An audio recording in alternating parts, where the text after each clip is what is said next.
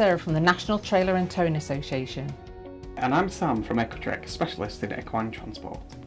Towing safety is our top priority and we strongly recommend professional training if you are planning on towing a trailer. In this video we are going to be discussing trailer maintenance. Let's talk trailer servicing and maintenance. We all need to look after our trailers. We've all seen what happens on the roads, on the motorways, when there's been an accident involving a trailer or a caravan. It's really important to have your trailer serviced, get it maintained, keep it looked after. Look at your tyres, look at the wheels. It's 3 points for every damaged tyre.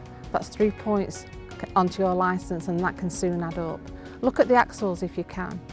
If your trailer's been involved in an accident, don't take the tow bar off and have it fitted on another car, or don't sell it.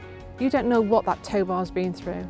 And if you are having a tow bar fitted or your trailer serviced, then get it serviced and looked after by an NTTA inspection person. We are QS registered, we are 5-star. There are people in your area to look after your trailer and tow bar. Look after it, keep it safe.